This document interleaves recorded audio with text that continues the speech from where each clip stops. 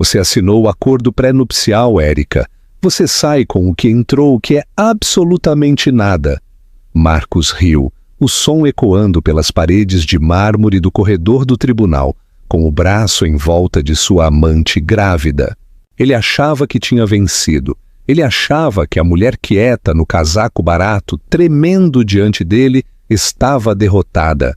Mas ele não verificou a lista de visitantes. Ele não sabia que o SUV preto encostando na calçada não pertencia a um serviço de táxi, mas ao maior rival do Grupo Estrela.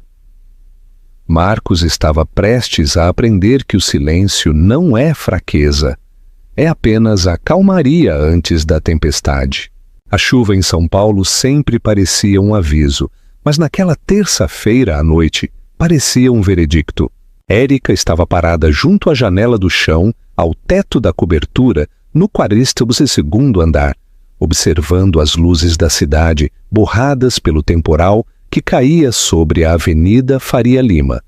Atrás dela, o som de um zíper sendo fechado com força era o único ruído na sala de estar, ampla e estéril. "Você está me ouvindo?" A voz de Marcos era afiada, uma faca serrilhada que vinha cortando sua autoestima há 3 anos. Érica virou-se lentamente. Seu marido, Marcos Vasconcelos, estava parado perto da porta, uma mala de couro aos seus pés. Não era a mala dele, era a dela, a coisa velha e surrada que ela trouxera consigo quando se mudou 3 anos atrás. "Eu ouvi você, Marcos", disse ela suavemente. Sua voz estava firme, embora suas mãos tremessem dentro dos bolsos de seu cardigã. "Você quer que eu saia?" "Eu não apenas quero que você saia, Érica. Eu estou te colocando para fora, esta noite." Ele verificou seu Rolex, um relógio de platina que ela sabia que custava mais do que a aposentadoria inteira de seu pai. "Lídia vai se mudar amanhã de manhã. Não quero que ela veja sua bagunça. Faz mal para a energia do bebê." A menção do nome Lídia enviou uma pontada fria através do peito de Érica. Lídia não era apenas uma mulher qualquer. Ela era a assistente pessoal de Marcos, uma mulher para quem Érica havia preparado o jantar, uma mulher a quem Érica havia agradecido por organizar a agenda de Marcos para que ele pudesse estar em casa no aniversário de casamento deles. Um aniversário que ele passou trocando mensagens com Lídia por baixo da mesa de jantar. "Ela está grávida", afirmou Érica, não perguntando. Os rumores haviam chegado a ela semanas atrás, sussurrados pelo porteiro e pela equipe de limpeza, que olhavam para Érica com pena. Por meses, Marcos sorria com desdém, ajustando sua gravata de seda. "É um menino, um herdeiro, algo que você claramente não podia oferecer." Esse foi o golpe mais baixo. Marcos sabia sobre as complicações, as visitas discretas ao Dr. Hélio, as lágrimas derramadas no banheiro de hóspedes. Ele sabia que ela queria uma família mais do que tudo. "Nós temos um contrato de locação, Marcos. Meu nome está no acesso ao prédio." Érica tentou argumentar, embora soubesse que era inútil. Marcos riu, um latido seco e sem humor. Ele caminhou até a mesa de centro e pegou um envelope grosso. Ele o jogou nela. Bateu em seu peito e caiu no chão. "Esse é o pedido de divórcio e um lembrete do acordo pré-nupcial que você assinou. Artigo 4, seção 2. No caso de infidelidade ou dissolução iniciada pelo cônjuge, com maior rendimento devido à incompatibilidade irreconciliável, o cônjuge dependente renuncia a todos os direitos à pensão alimentícia, propriedade e bens." Érica olhou para os papéis. "Eu nunca te traí." "Não importa", zombou Marcos, aproximando-se, pairando sobre ela. "Eu tenho advogados agressivos, Érica. Humberto Lima me representa. Você sabe a taxa horária dele? É mais do que você costumava ganhar em um ano como bibliotecária. Se você lutar contra mim, Vou te enterrar em taxas legais até você implorar por uma caixa de papelão para dormir. Apenas assine os papéis de divórcio amigável, pegue seu lixo e vá embora. Ele chutou a mala em direção a ela. Agora, Erika olhava para o homem com quem se casara. Ela se lembrava do charme que ele exibia 3 anos atrás. O arquiteto humilde que amava sua inteligência tranquila. Tudo tinha sido uma fachada. Ele se casou com ela porque ela era segura, uma ninguém de lugar nenhum, que não o desafiaria enquanto ele construía seu império. Ou assim ele pensava. Você está cometendo um erro, Marcos, disse Erika, sua voz caindo para um sussurro. O único erro que cometi foi pensar que você poderia se encaixar no meu mundo, retrucou ele. Você é sem graça, Erika. Você não tem conexões, não tem ambição e não tem estilo. A Lídia, ela se encaixa na marca. Você é apenas uma substituta temporária. O elevador apitou. As portas privativas se abriram e 2 seguranças, homens que Erika cumprimentava pelo nome todas as manhãs, entraram. Eles olharam para o chão, incapazes de encontrar os olhos dela. Acompanhem a senhora Vasconcelos para fora, ordenou Marcos virando as costas para se servir de um uísque. E peguem o cartão de acesso dela. Senhor Vasconcelos, está chovendo muito lá fora. Um dos guardas, um homem gentil chamado Jorge, murmurou.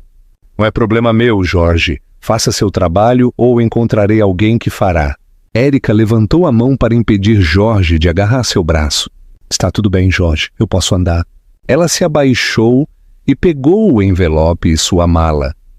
Ela não pegou suas roupas, não pegou as joias que ele havia comprado para oportunidades de foto. Não pegou o iPad ou os cartões de crédito. Ela pegou apenas a mala com que veio. Ao chegar ao elevador, ela parou e olhou para trás, para Marcos. Ele estava bebericando sua bebida, admirando seu reflexo na janela escurecida. Marcos, disse ela. Ele não se virou. Adeus, Erika. Espero que você se lembre deste momento, disse ela, sua voz assustadoramente calma. Espero que você se lembre exatamente de como foi se sentir tão poderoso assim. A porta do elevador se fechou, selando-a fora da vida que ela tanto tentara construir. A descida levou 40 segundos. Quando Erika saiu do saguão da torre de obsidiana, o vento frio bateu em seu rosto instantaneamente. A chuva era torrencial. Ela não tinha guarda-chuva. Ela arrastou sua mala para a calçada molhada da Avenida Faria Lima. Ela tinha 200 reais no bolso. Sua conta bancária pessoal havia sido drenada. Marcos tinha acesso conjunto e, provavelmente, a congelara. Litígio pendente. Uma tática suja para garantir que ela não pudesse contratar um advogado. Ela andou 2 quarteirões, seus tênis encharcando, até encontrar o toldo de uma cafeteria fechada. Ela estremeceu, puxando seu casaco com mais força. Os transeuntes a ignoravam.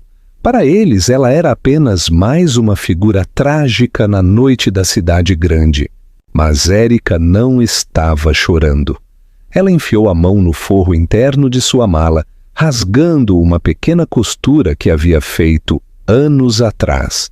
Seus dedos roçaram um pedaço frio e duro de plástico, um celular descartável e um pequeno caderno com um único número escrito na primeira página. Ela havia prometido a si mesma que nunca faria essa ligação. Ela havia deixado aquele mundo para trás, 10 anos atrás, para viver uma vida normal e humilde, longe dos holofotes, longe da pressão, longe dele. Ela queria ser amada por quem ela era, não pelo nome com o qual nasceu. Marcos amara Erika, a bibliotecária, mas ele a destruíra. Agora ele ia conhecer Erika Queiroz. Ela ligou o telefone antigo. Quase não tinha bateria. Seus dedos, dormentes pelo frio, discaram o número. Tocou uma vez, 2 vezes. Esta é uma linha privada, respondeu uma voz profunda e ríspida. Identifique-se. Érica respirou fundo, o cheiro de chuva e escapamento enchendo seus pulmões. Ou eu, Juliano, ela sussurrou. Houve um silêncio do outro lado tão profundo que parecia que a linha tinha ficado muda. Então, o som de uma cadeira sendo arrastada para trás. Movimento, urgência. Érica! A voz falhou, perdendo sua firmeza corporativa. Érica, é você? Meu Deus, nós estivemos procurando. Onde você está? Estou em São Paulo, disse ela, sua voz finalmente quebrando enquanto a adrenalina passava. Eu cometi um erro, Juliano. Você estava certo. Você estava certo sobre tudo. Você está segura? A voz era exigente agora, o tom de um homem acostumado a comandar exércitos, ou neste caso, um conglomerado global. Não, admitiu ela, olhando para o morador de rua de olho em sua mala, a alguns metros de distância. Estou na rua. Ele me expulsou. Ele me deixou sem nada. Quem? A palavra foi um rosnado. Meu marido, Marcos Vasconcelos. Vasconcelos! Juliano repetiu o nome como se estivesse provando veneno. O arquiteto, aquele com os prédios baratos no centro. Sim, fique exatamente onde você está. Compartilhe sua localização. Não se mova. Juliano, eu não quero voltar para a família. Eu preciso de um advogado, né? Um bom. Você não precisa de um advogado, Érica, disse Juliano. E ela podia ouvir a porta do carro batendo ao fundo do lado dele, o som de um motor de jato particular ganhando vida nas proximidades. Você precisa de um conselho de guerra, e você vai ter um. Ele diz que eu assinei um acordo pré-nupcial. Ele diz que eu não recebo nada. Juliano riu, um som sombrio e aterrorizante que fez a risada de Marcos mais cedo parecer o risinho de uma criança. Ele acha que está jogando damas, Érica. Ele não tem ideia de que acabou de virar o tabuleiro contra um grande mestre. Estou indo te buscar. E que Deus tenha misericórdia do Sr. Vasconcelos, porque eu certamente não terei. Érica desligou. Ela escorregou pela parede de tijolos da cafeteria, sentando-se em sua mala. Ela observou a chuva cair, lavando os últimos 3 anos de sua vida. Marcos Vasconcelos queria uma esposa troféu. Ele havia descartado uma bibliotecária. Mas ele acabara de declarar guerra à única herdeira do Império Tecnológico Queiroz, e seu irmão, o CEO mais implacável do país, já estava no ar. A chuva havia se transformado em uma cortina implacável de cinza quando os faróis cortaram a escuridão. Não era apenas um carro. Eram 3 SUVs pretos e blindados, movendo-se em uma formação apertada e predatória que forçou os poucos táxis na estrada a desviarem do caminho. Eles frearam bruscamente em frente à cafeteria. A porta do carro principal se abriu antes mesmo que as rodas parassem de girar. Um homem saiu. Ele não correu apesar do temporal. Ele se moveu com uma precisão aterrorizante. Ele era alto, vestindo um terno de alfaiataria cinza chumbo, que provavelmente custava mais do que a receita anual da cafeteria. Ele ignorou as poças arruinando seus sapatos de couro italiano. Érica! Érica levantou-se, as pernas tremendo. Juliano Queiroz, o CEO das indústrias Queiroz, e um homem que a Forbes apelidara de O Glacial, fechou a distância em 3 passadas largas. Ele não parecia um CEO naquele momento. Ele parecia um irmão que queria incendiar o mundo. Ele a puxou para um abraço esmagador, enterrando o rosto em seu cabelo molhado e embaraçado. Eu te peguei. Ele sussurrou, sua voz tremendo com uma rara demonstração de emoção. Eu te peguei, Érica. Você está segura? Ele se afastou, segurando os ombros dela, seus olhos examinando seu rosto. Ele viu o vermelho contornando seus olhos, o vazio de suas bochechas, o casaco barato e encharcado. Seu maxilar apertou tanto que um músculo saltou sob sua orelha. Ele te bateu? Juliano perguntou, sua voz perigosamente baixa. Não, disse Érica, limpando a chuva do rosto. Ele me quebrou, Juliano. Ele me jogou fora como se eu fosse lixo. Juliano virou-se para os homens grandes que haviam saído dos veículos de escolta, sua equipe de segurança pessoal. Peguem a mala dela. Coloquem-na no carro do meio comigo. Liguem para o piloto e digam a ele que não vamos partir esta noite. Reservem o andar da cobertura no Hotel Fasano. E coloquem o Dr. Hélio no telefone. Quero que ela seja examinada. Pois sim, Sr. Queiroz. O chefe da segurança assentiu, pegando a mala surrada de Érica com mais respeito do que Marcos jamais demonstrara a ela. Dentro do calor do SUV, cercada por assentos de couro aquecidos e o zumbido suave do motor, Érica finalmente desabou. Ela chorou pelos 3 anos de mentiras, chorou pelo bebê que não conseguiu carregar e pelo marido que a culpava por isso. Ela chorou pela tola que tinha sido, pensando que poderia escapar da sombra de sua família e encontrar alguém que a amasse, não o seu dinheiro. Juliano sentou-se ao lado dela, segurando sua mão silenciosamente, deixando-a chorar. Ele não ofereceu clichês. Ele simplesmente lhe entregou um lenço de seda e esperou. Quando as lágrimas finalmente diminuíram, o carro estava se movendo suavemente pelas ruas de São Paulo. Eu te disse, sussurrou Érica, olhando pela janela. 10 anos atrás, eu te disse que queria ser normal. Mudei meu nome para Érica Vasconcelos. Bem, Érica Lopes antes disso. Eu queria uma vida onde as pessoas não olhassem para mim e vissem cifrões. E eu respeitei isso, disse Juliano suavemente. Mantive a família afastada. Deixei você morar naquele apartamento. Deixei você trabalhar na biblioteca. Eu até fiz nossa equipe de segurança recuar para que você não se sentisse vigiada. Ele fez uma pausa, o aperto em sua mão aumentando. Mas eu nunca parei de verificar os relatórios de antecedentes. Eu sabia sobre a amante, Érica. Érica virou a cabeça rapidamente. Você sabia? Por 2 meses. Eu tenho um dossiê sobre Lídia Cruz que tem 7 centímetros de espessura. Eu estava esperando você ver. Eu não podia interferir sem quebrar nosso acordo.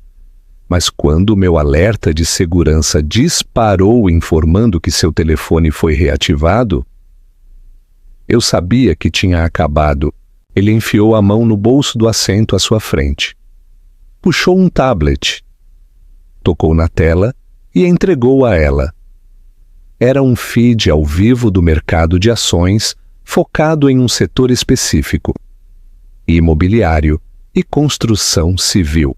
Marcos acha que é um peixe grande em São Paulo, disse Juliano, sua voz retornando àquela firmeza corporativa fria. Ele acabou de conseguir o contrato para o novo estádio municipal, certo? Foi isso que lhe deu a confiança para te largar hoje. Ele acha que é intocável agora. Érica assentiu. Ele disse que era seu bilhete dourado. Não é um bilhete, é uma forca, corrigiu Juliano. Ele alavancou tudo para conseguir esse contrato. A liquidez dele é inexistente. Ele está flutuando em empréstimos, principalmente do Banco Primeiro de São Paulo. Érica olhou para ele, a confusão nublando seus olhos cansados. Como você sabe de tudo isso? Juliano ofereceu um sorriso fino e cruel. Por quê, irmãzinha? As indústrias Queiroz adquiriram o Banco Primeiro de São Paulo esta tarde. A papelada foi concluída 10 minutos antes de eu te pegar. Érica engasgou. Você comprou o banco dele? Eu comprei a dívida dele, corrigiu Juliano. Eu sou dono da hipoteca dele. Eu sou dono dos empréstimos empresariais dele. Eu sou dono dos cartões de crédito que ele usa para comprar as joias daquela amante. Tecnicamente, a partir desta noite, eu sou dono dele. O carro parou em frente ao hotel. O porteiro correu para abrir as portas. Então, disse Juliano, ajudando-a a sair. Temos duas opções. Opção A. Eu executo a dívida dele amanhã, arruíno o crédito dele e o deixo na miséria até o almoço. É rápido, é eficiente. Érica parou na calçada. A chuva não a tocava mais sob o guarda-chuva segurado por um guarda. Ela pensou na risada de Marcos. Ela pensou na maneira como ele olhou para o relógio enquanto a expulsava. Ela pensou em Lídia se mudando para sua casa, tocando suas coisas. Não, disse Érica, sua voz endurecendo. Isso é muito fácil. Ele precisa sentir, ele precisa ficar em um tribunal e pensar que está ganhando, só para que possamos ver a esperança deixar seus olhos. Juliano sorriu e pela primeira vez pareceu verdadeiramente feliz. Opção B, então. A queima lenta. Vamos te dar um banho quente e uma refeição. Amanhã, vamos às compras. Se você vai para a guerra, Érica, você precisa parecer uma Queiroz. 3 dias depois, Marcos Vasconcelos estava no centro de sua sala de estar, com uma taça de champanhe na mão. A chuva havia parado e o horizonte de São Paulo estava brilhando. Amor, você acha que este sofá cinza funciona?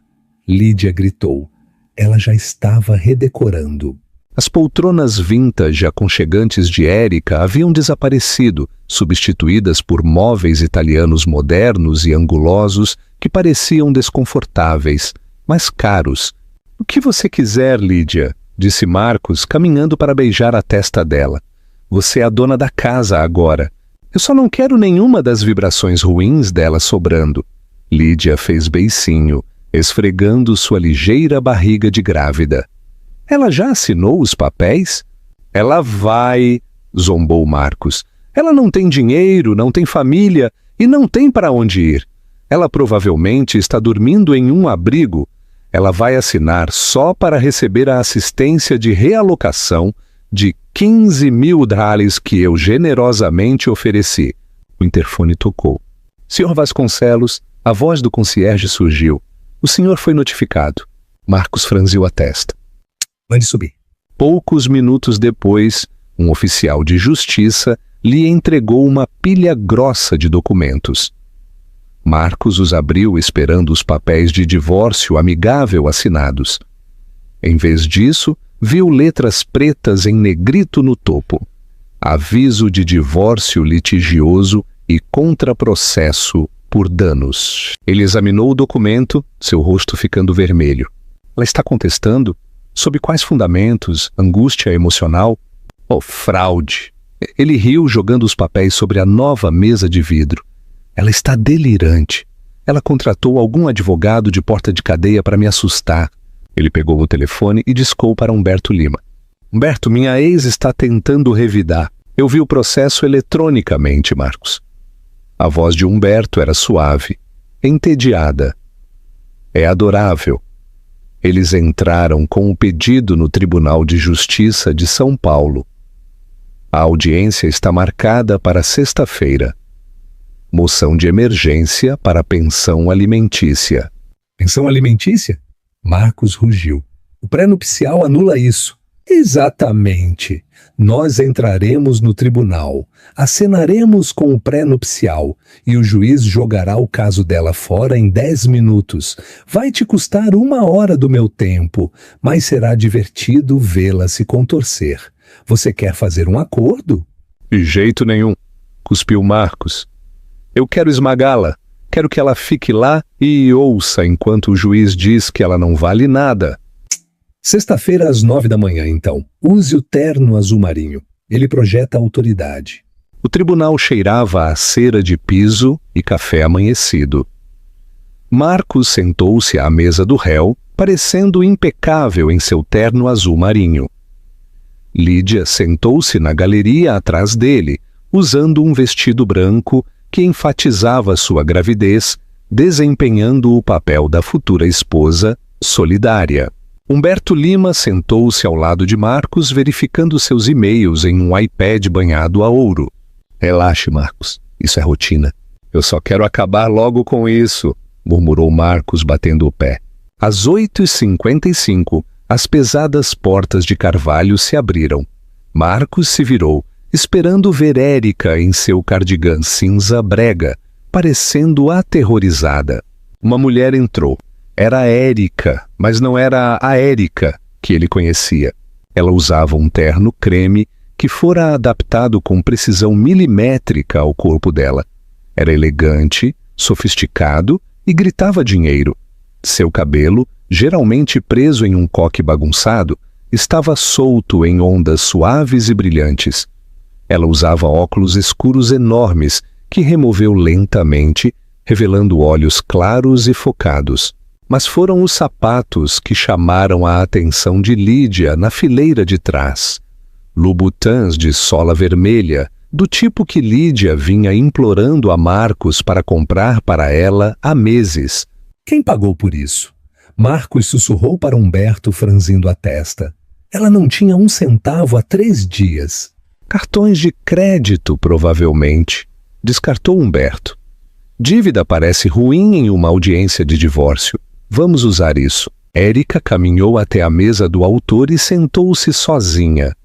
Ela colocou uma única pasta fina sobre a mesa. Ela não olhou para Marcos. Ela não olhou para Lídia. Ela olhou diretamente para a bancada vazia do juiz.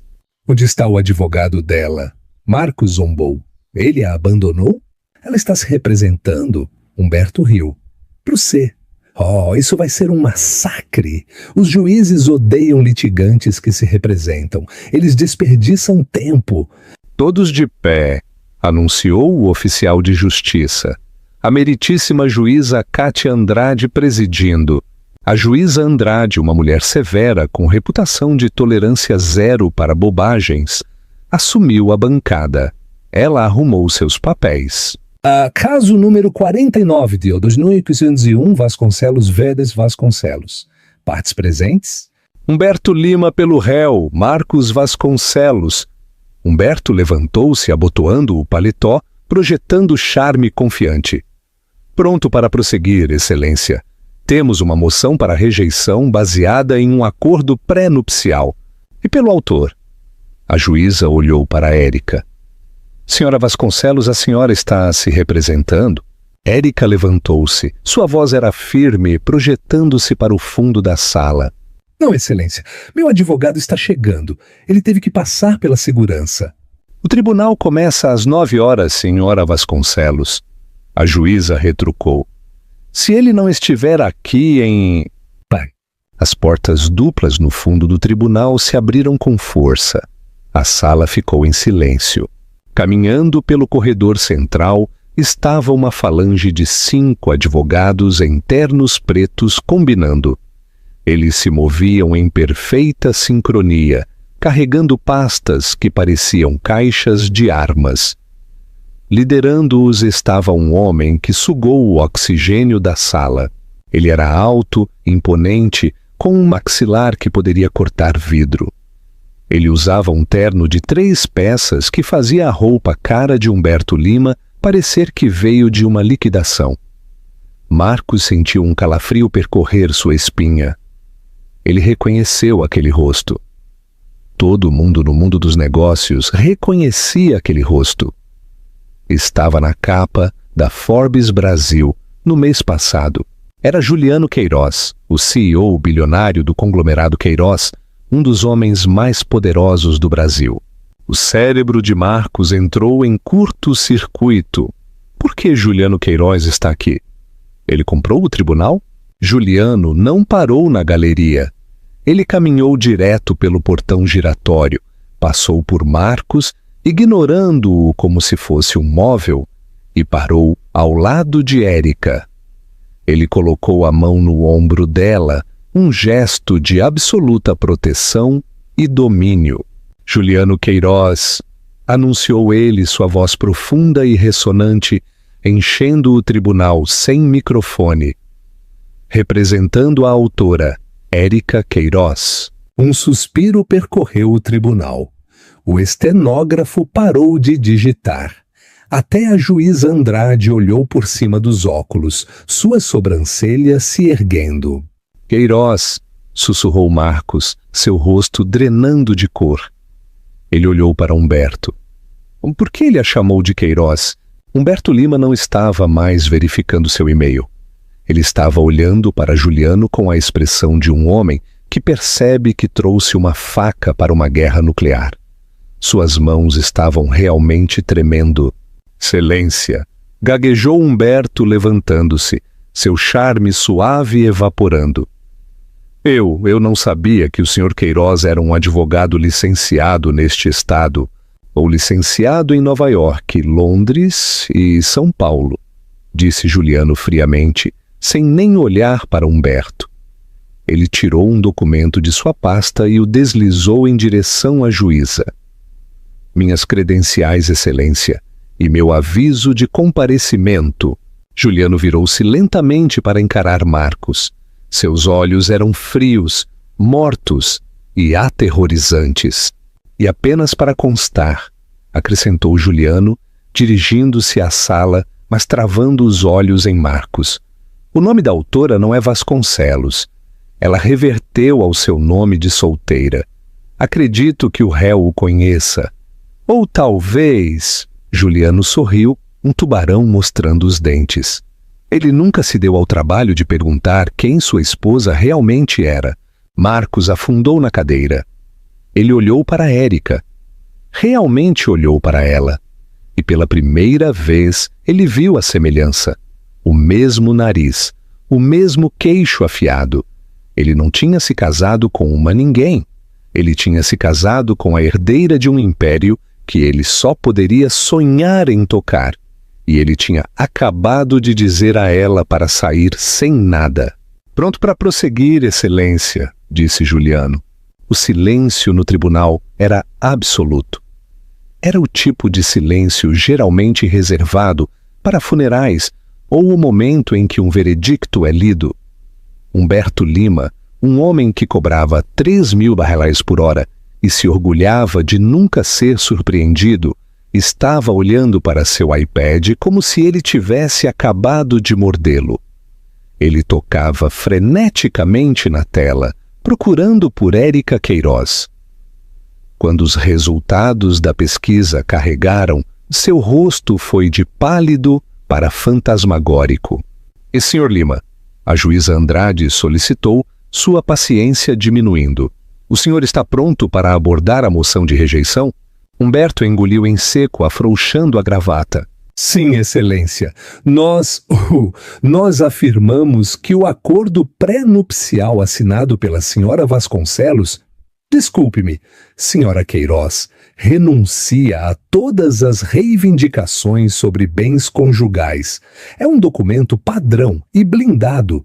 Marcos inclinou-se sussurrando com raiva. Por que você parece assustado? É apenas um nome. Ela ainda é a mesma bibliotecária falida. Juliano Queiroz nem se sentou. Ele ficou no pódio, sua postura relaxada, como um predador observando uma presa ferida tropeçar. Excelência! Começou Juliano, sua voz suave como veludo, mas afiada como uma navalha. O Sr. Lima descreve o pré-nupcial como padrão. É tudo menos isso. É um documento draconiano projetado para explorar um cônjuge com menos poder percebido. No entanto, não estamos aqui para discutir a justiça do pré-nupcial. Marcos sorriu. Bom, pensou ele sabe que não pode vencer o contrato. Estamos aqui, continuou Juliano, para aplicá-lo. As sobrancelhas de Marcos franziram. Aplicá-lo? Juliano abriu um fichário de couro. Artigo 6, seção B do acordo, declara que ambas as partes mantêm a propriedade exclusiva de quaisquer ativos mantidos antes do casamento, bem como qualquer valorização desses ativos. Isso está correto, Sr. Lima? Sim. disse Humberto, confuso. Isso protege a empresa de Marcos. Protege? Juliano sorriu. Porque também protege os ativos de Érica, e como minha cliente é beneficiária do Fundo Fiduciário Queiroz, estabelecido quando ela tinha 18 anos, seus ativos pessoais no momento da assinatura deste pré-nupcial eram de aproximadamente... Juliano puxou uma folha de papel e fingiu apertar os olhos para ela. 2 bilhões de reais. O tribunal engasgou. Um repórter na última fila começou a digitar furiosamente em seu telefone. Marcos sentiu o sangue deixar sua cabeça. Ele agarrou a mesa. Isso é mentira, ele sibilou. Ela trabalhava em uma biblioteca. Ela usava roupas de brechó. Ela vive modestamente, disse Juliano sem olhar para Marcos. Algumas pessoas não precisam gritar sobre sua riqueza para saber que a têm. Ao contrário de outras. Juliano virou uma página. Agora, é aqui que fica interessante para o Sr. Vasconcelos. O pré-nupcial também contém uma cláusula de divulgação total da situação financeira. Ambas as partes juraram que divulgaram todos os ativos e dívidas no momento da assinatura. Se uma parte mentiu, o acordo é anulável a critério da parte prejudicada. Eu divulguei tudo! Marcos gritou levantando-se. Sente-se, Sr. Vasconcelos, a juíza Andrade ladrou. Divulgou? Juliano perguntou calmamente. Ele sinalizou para um de seus advogados associados, que entregou uma pilha grossa de documentos ao oficial de justiça para dar à juíza e à defesa. 3 anos atrás, Sr. Vasconcelos, o senhor alegou que sua empresa, Arquitetura Vasconcelos, era solvente. O senhor alegou a propriedade da cobertura da Torre Obsidiana. Mas esses registros bancários intimados esta manhã mostram que a cobertura era, na verdade, mantida por uma empresa de fachada nas Ilhas Cayman, que estava tecnicamente insolvente na época devido a um projeto de hotel fracassado em Balneário Camboriú, um projeto que o senhor convenientemente deixou de fora de seus formulários de divulgação. Humberto Lima estava folheando os documentos, suando. Objeção, relevância? E a relevância, disse Juliano, sua voz endurecendo. É que o Sr. Vasconcelos cometeu fraude para fazer minha cliente assinar aquele pré-nupcial. Ele precisava que ela acreditasse que ele era estável. Ele não era. Ele estava se afogando em dívidas já naquela época. Mas aqui está a reviravolta, meritíssima. Juliano inclinou-se para a frente, seus olhos fixos em Marcos. Como o Sr. Vasconcelos cometeu fraude, poderíamos anular o pré-nupcial. Mas não vamos. Nós escolhemos aplicar a cláusula de penalidade. Artigo 9. Se for descoberto que uma das partes ocultou dívidas superiores a 500 mil, ela perde 50% de sua valorização conjugal para o outro cônjuge como penalidade. Juliano fez uma pausa para efeito. A empresa do Sr. Vasconcelos cresceu em valor nos últimos 3 anos, principalmente devido ao contrato do estádio municipal que ele acabou de ganhar. Um contrato que ele ganhou usando projetos que, nós provaremos, foram fortemente influenciados pela contribuição não creditada de minha cliente. Ela é uma bibliotecária! Marcos gritou, perdendo o controle. Ela não sabe nada sobre arquitetura. Érica levantou-se então. Ela não precisava da ajuda de Juliano para isso. Ela olhou Marcos nos olhos. Quem corrigiu os cálculos de carga no rascunho da ala oeste, Marcos? Ela perguntou suavemente. Quem sugeriu o uso de madeira laminada cruzada para diminuir a pegada de carbono, que é a única razão pela qual a prefeitura aprovou sua proposta? Você estava bêbado de uísque naquela noite. Eu sentei no seu computador e consertei sua bagunça. A boca de Marcos se abriu, mas nenhum som saiu. Ele se lembrava. Lembrava-se de acordar e encontrar o trabalho feito presumindo que o tivesse feito durante um apagão. Ele nunca perguntou, ele apenas assumiu o crédito. Estamos congelando os ativos do Sr. Vasconcelos, aguardando uma auditoria de sua verdadeira situação financeira, concluiu Juliano. E estamos processando por 50% da arquitetura Vasconcelos, mais taxas legais. E como minha taxa horária é significativamente mais alta que a do Sr. Lima, essa será uma conta cara. A juíza Andrade olhou para as evidências. Ela olhou para Marcos, que agora tremia. A moção de rejeição negada. A juíza decidiu batendo o martelo. Ordem de restrição temporária sobre todos os ativos da arquitetura Vasconcelos concedida. Sr. Vasconcelos, o senhor deve fornecer acesso total aos seus livros para os contadores forenses do Sr. Queiroz até às 17 de hoje. 5 da tarde? Humberto guinchou. Excelência, isso é em 6 horas. Então é melhor começar a fazer cópias, disse a juíza secamente. Tribunal encerrado.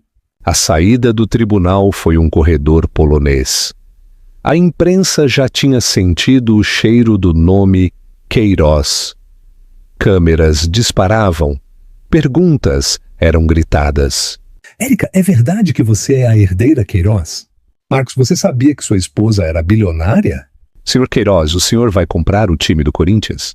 A equipe de segurança de Juliano abriu o mar de repórteres como uma escavadeira. Marcos, por outro lado, foi cercado. Ele empurrou através dos microfones, seu rosto uma máscara de pânico. Lídia atrás dele, parecendo que ia vomitar. Marcos, o que isso significa? Lídia sibilou enquanto eles entravam no Mercedes dele. Ela realmente fica com metade da empresa? Cale a boca, Lídia! Marcos bateu no volante. Ela não fica com nada. É um truque. É tudo fumaça e espelhos. Eu sou o arquiteto. Eu sou o talento. Eles não podem me tocar. Mas suas mãos tremiam tanto que ele não conseguia colocar a chave na ignição. Ele dirigiu como um maníaco de volta aos escritórios da arquitetura Vasconcelos na Avenida Paulista. Ele precisava triturar documentos. Ele precisava esconder os e-mails sobre o fracasso em Camboriú. Ele precisava mover o dinheiro das contas offshore antes que o congelamento entrasse em vigor. Ele invadiu o saguão de sua firma, esperando o zumbido habitual de atividade. As recepcionistas o cumprimentando, os estagiários correndo com café. Em vez disso, o saguão estava em silêncio mortal. No centro da sala estavam 4 pessoas em ternos escuros usando crachás de identificação. Eles estavam encaixotando arquivos. O que é isso? Marcos rugiu, passando pela recepcionista. Quem são vocês? Uma mulher com cabelo grisalho curto deu um passo à frente. Sr. Vasconcelos, sou a agente Melo da Divisão de Auditoria Forense. Estamos aqui em nome do administrador judicial nomeado pelo tribunal. Administrador, eu sou o dono deste prédio. Não mais, senhor, disse a agente Melo calmamente. O banco executou seus empréstimos, especificamente a hipoteca comercial desta propriedade e a linha de crédito que o senhor usou para a folha de pagamento. O banco não pode fazer isso sem 30 dias de aviso prévio. Eles podem se houver uma mudança material adversa na situação financeira do mutuário, respondeu a agente. A ordem de congelamento emitida pela juíza Andrade há 1 hora constitui uma mudança material. O Banco I de São Paulo está exercendo seu direito ao reembolso imediato. Marcos congelou. Banco I de São Paulo. A voz de Juliano ecoou em sua memória.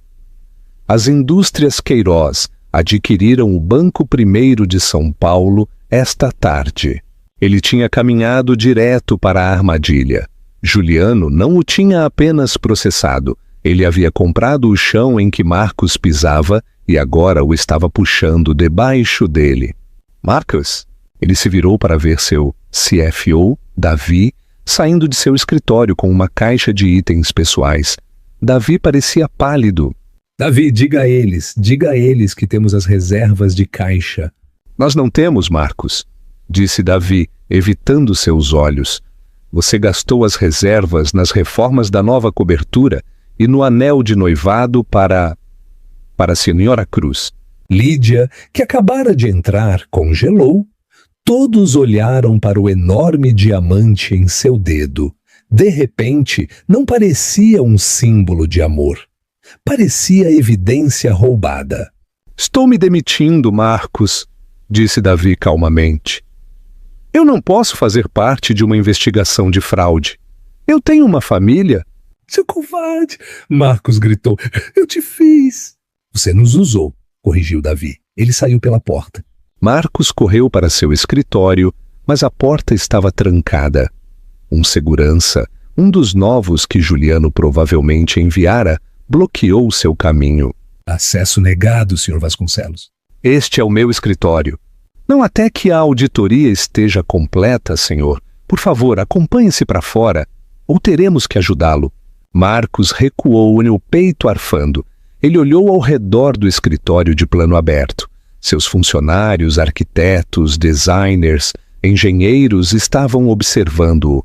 Não havia lealdade em seus olhos, apenas constrangimento. Eles sabiam, eles tinham visto as notícias. Eles sabiam que seu chefe havia expulsado sua esposa apenas para descobrir que ela poderia comprá-lo e vendê-lo 10 vezes. Ele se virou para Lídia. Ela estava parada perto do elevador, digitando furiosamente. Lídia, vamos para a casa do lago. Vamos dar um jeito nisso. Lídia olhou para cima. Sua expressão havia mudado. A adoração de olhos de corça se foi, substituída por um cálculo frio, que espelhava o do próprio Marcos. A casa do lago? Ela perguntou. Aquela que você disse que estava em seu nome? Ou também é propriedade de uma empresa de fachada? É complicado, mas estamos juntos, certo? Estamos tendo um filho.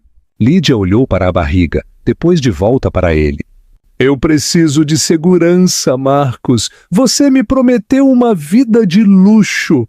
Você me prometeu sem drama. Isso... Ela gesticulou para os agentes e as caixas.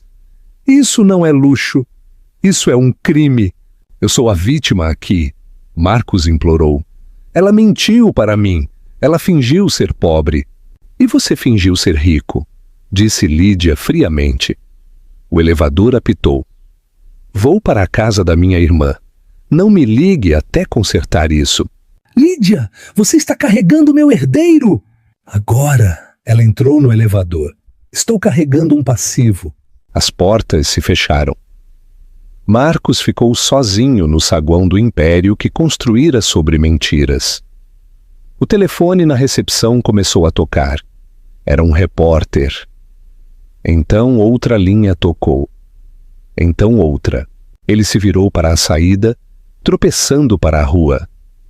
Ele pegou o telefone para ligar para Humberto, mas sua tela piscou com uma notificação.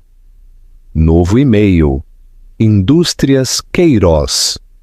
Assunto. Oferta de acordo. Com as mãos tremendo, Marcos abriu. Senhor Vasconcelos, estamos dispostos a retirar as acusações de fraude e a busca de sua falência pessoal sob as seguintes condições. 1. O senhor assina os papéis de divórcio amigável imediatamente. 2. O senhor admite publicamente que o projeto do estádio municipal foi principalmente obra de Érica Queiroz. 3. O senhor renuncia ao cargo de CEO da Arquitetura Vasconcelos e transfere seu controle acionário para Érica Queiroz pela soma de R$1. O senhor tem uma hora, Juliano Queiroz. Marcos olhou para a tela. R$1. Eles queriam comprar o trabalho de sua vida por R$1. Ele olhou para o céu. Estava chovendo novamente. Marcos sentou-se na sala de conferências do que antes era seu escritório de advocacia. Humberto Lima havia se afastado 1 hora atrás, alegando conflito de interesses no momento em que as ameaças de negligência profissional da equipe de Juliano começaram a chegar. Marcos estava sozinho. O prazo de 1 hora havia acabado. A porta se abriu. Desta vez não era uma equipe de advogados. Eram apenas Érica e Juliano. Érica caminhou até a cabeceira da mesa.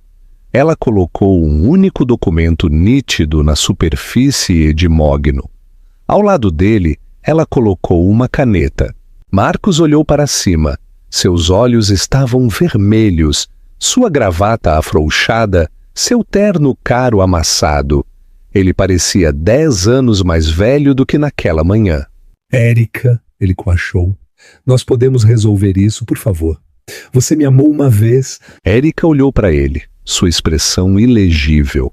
Não era ódio, não era raiva, era pena. E isso machucou Marcos mais do que qualquer grito poderia. Eu amei o homem que pensei que você fosse, Marcos, disse ela suavemente. Eu amei o homem que me disse que queria construir coisas que durassem. Mas você não constrói. Você apenas tira. Eu estava sob pressão. Marcos implorou, levantando-se, as mãos tremendo. O mercado estava quebrando.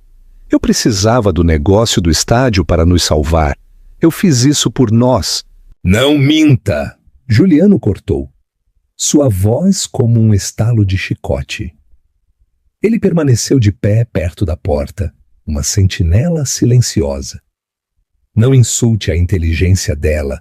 Você fez isso pelo seu ego.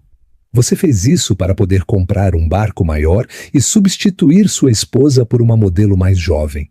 Marcos afundou de volta. Eu assinar isso, não terei nada. Minha reputação será destruída. Nunca mais trabalharei nesta cidade. Sua reputação já está destruída, disse Érica. O ciclo de notícias é rápido, Marcos. O Twitter já está em alta com Mensar Fraude Vasconcelos. O Instituto de Arquitetos do Brasil suspendeu sua licença aguardando uma investigação. Acabou. Ela bateu no papel.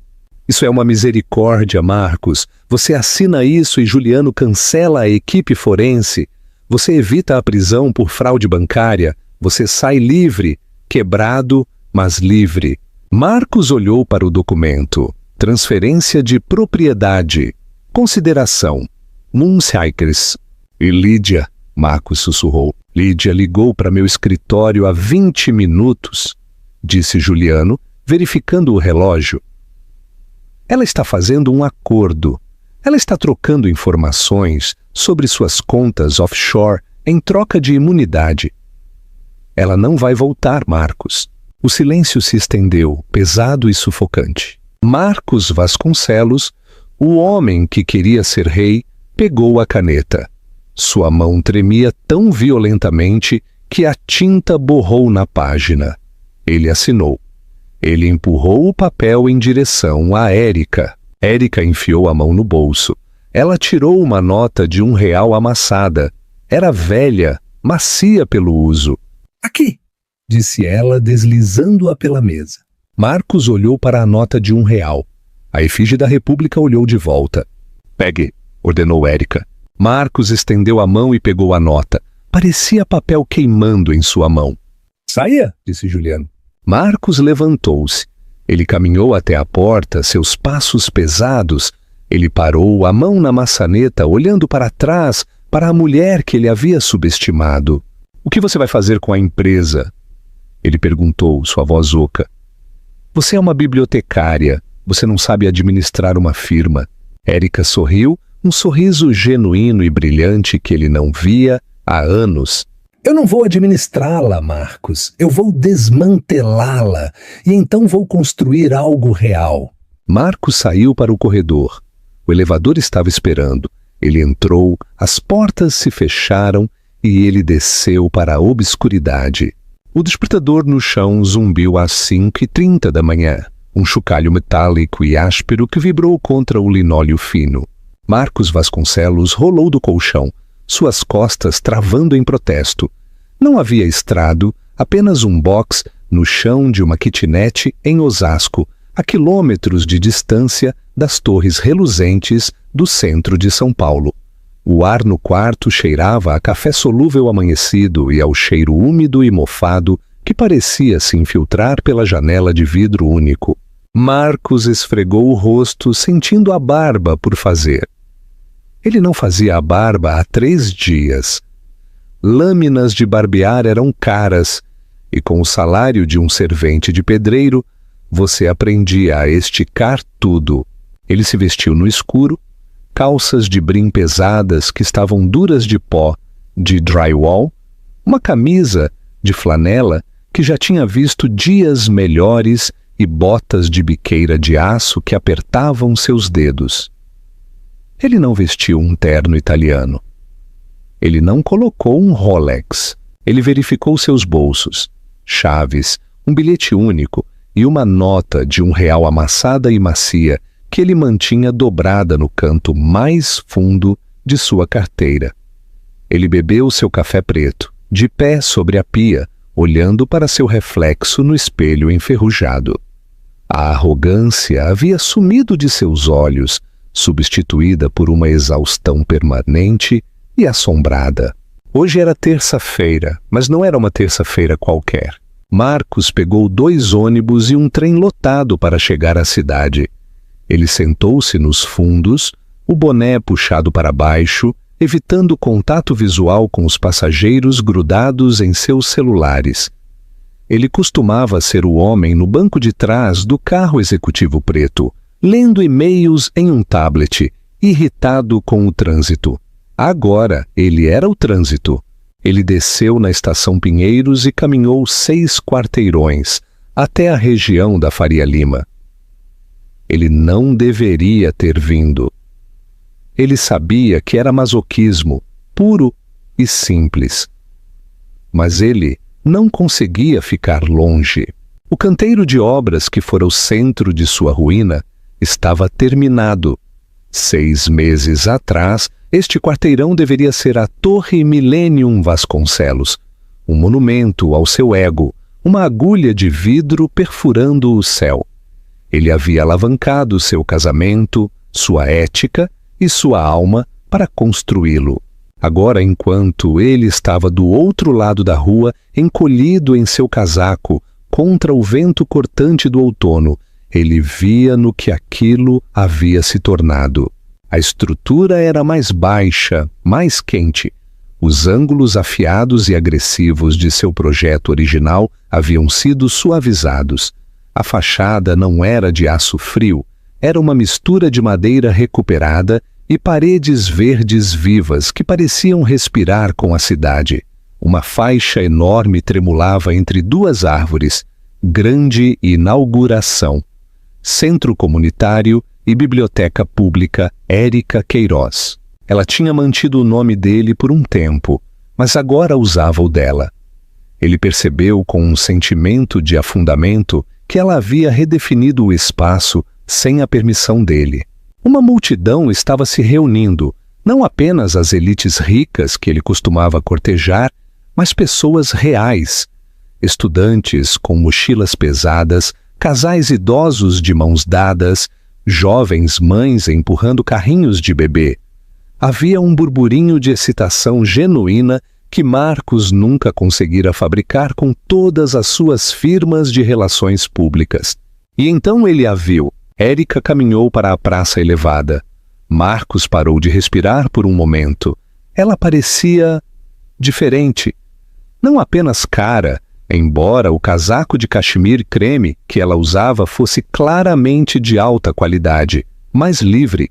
A tensão que costumava viver em seus ombros quando ela era casada com ele havia desaparecido.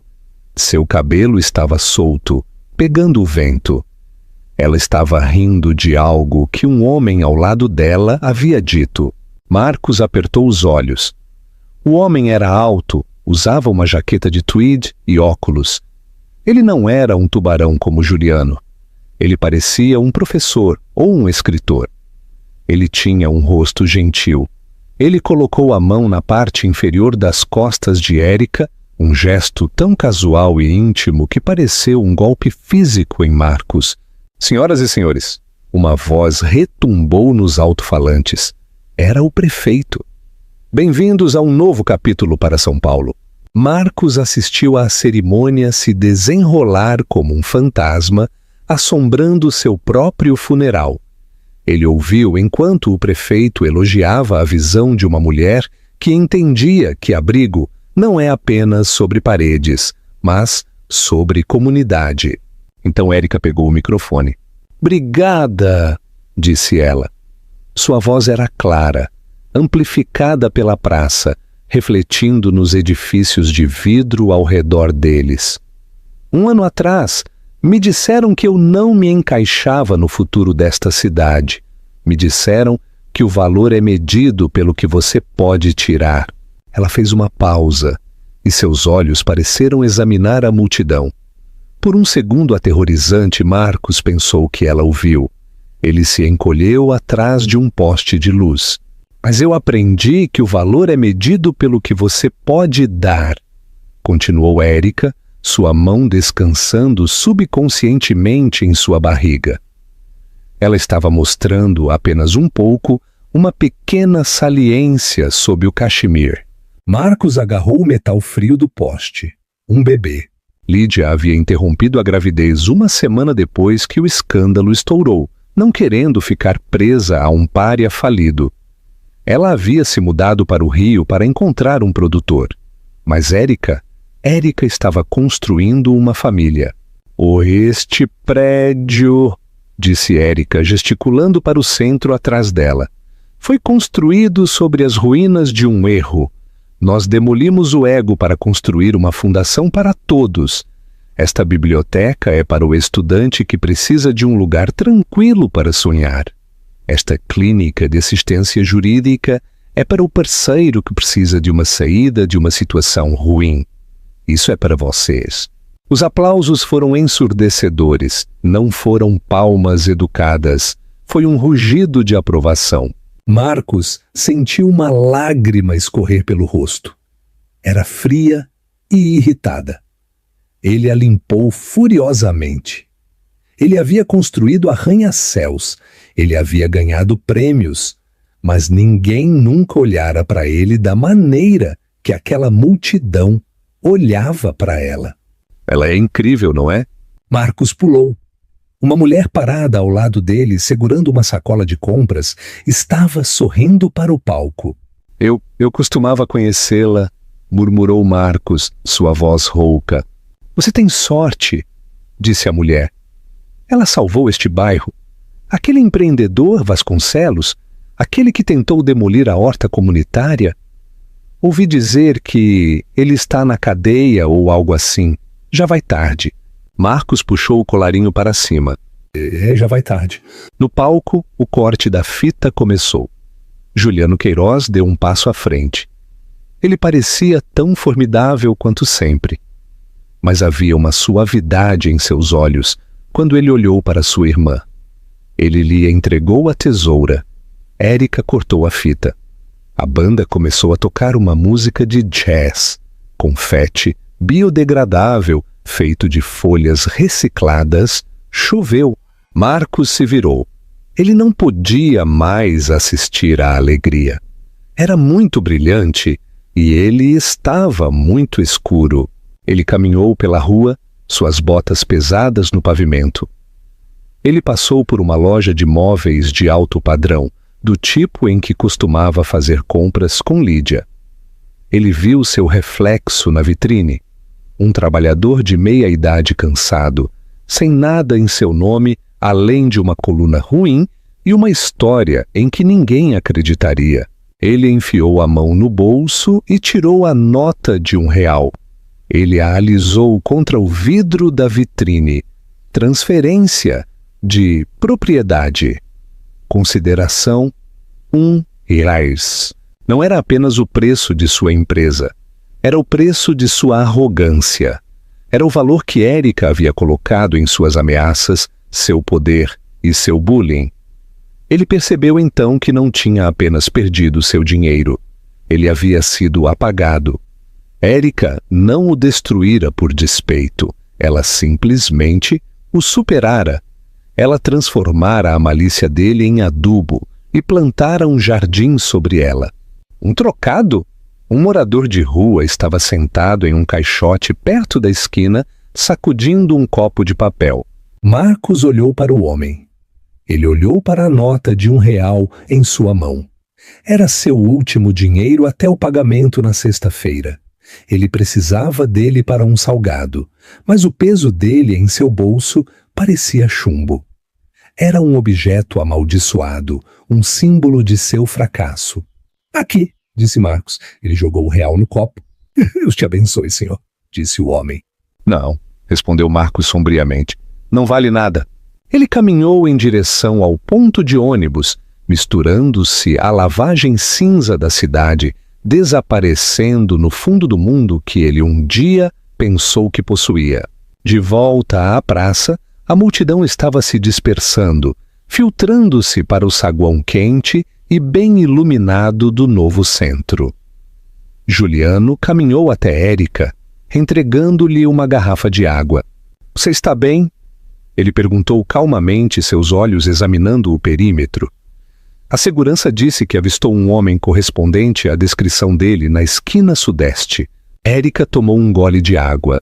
Ela olhou para a esquina onde ficava o ponto de ônibus. Ela viu a rua vazia. — Eu sei, disse ela. Eu o senti. — Você quer que eu o remova? Posso pedir uma ordem de restrição contra ele. Eu o terei removido até o almoço. Érica balançou a cabeça, um sorriso pequeno e triste brincando em seus lábios. Ela se virou para olhar para Léo, que estava atualmente mostrando a um grupo de crianças a entrada da sala de leitura infantil. — Não, Juliano, disse ela. Deixe-o assistir. Deixe-o ver como é o poder real. Além disso, ela colocou a mão no braço do irmão. Ele está em uma prisão que ele mesmo fez. As paredes são feitas de arrependimento. E não há condicional para isso. Juliano assentiu lentamente. Você é boa demais para ele. Você sempre foi, mesmo quando estava se escondendo naquela biblioteca. Eu não estava me escondendo, corrigiu Érica, enganchando o braço no dele. Eu estava lendo e aprendi que todo vilão é apenas um herói que esqueceu como amar. Bem, Juliano sorriu abotoando o paletó. Este vilão está com fome e já que você é a filantropa do ano, você vai pagar o almoço. Érica riu, um som que soou claro e verdadeiro, livre do passado. Fechado, mas vamos naquela barraca de pastel na feira da Rua 3. Estou desejando um de carne com pimenta. Pastel de feira? O CEO bilionário ergueu uma sobrancelha. Eu estava pensando no fazano. É pastel, Juliano. É uma democracia agora. Eles desceram os degraus do centro comunitário juntos. O irmão que trouxera o trovão e a irmã que trouxera a chuva, deixando o castelo de vidro estilhaçado para trás para construir algo que finalmente, realmente duraria. A jornada de Érica, de uma esposa silenciada a uma potência da justiça, serve como um lembrete brutal. Nunca confunda silêncio com submissão. Marcos Vasconcelos pensou que tinha todas as cartas porque tinha a voz alta e o emprego chamativo. Ele não percebeu que o verdadeiro poder não precisa gritar. Ele espera. No final, o castelo de vidro que Marcos construiu se despedaçou porque não tinha base na verdade. Ele perdeu não porque Érica tinha um irmão rico, mas porque subestimou o caráter da mulher com quem dormia todas as noites. Ele perseguiu a aparência de sucesso e perdeu a realidade do amor. Érica não apenas tomou o dinheiro dele, ela tomou a narrativa dele. Ela transformou um símbolo de ganância corporativa em um santuário para a comunidade, provando que a melhor vingança não é apenas destruir seu inimigo, é ter sucesso de uma maneira que eles nunca poderiam. Ela saiu com tudo, não porque ela era uma Queiroz, mas porque ela era, finalmente, ela mesma. Se você torceu quando Juliano entrou naquele tribunal, ou se sentiu o poder quando Érica entregou a Marcos aquela única nota de R$1, clique no botão de curtir agora mesmo. Isso nos ajuda a compartilhar mais histórias de justiça e triunfo. O que você teria feito se fosse Érica? Você teria ficado com a empresa ou teria mandado Marcos para a cadeia? Deixe-me saber seu veredicto nos comentários abaixo. Eu leio cada um deles. E não se esqueça de se inscrever e tocar o sino para nunca perder a próxima parte da nossa saga de traição e vingança. Até a próxima! Lembre-se, a verdade sempre vence.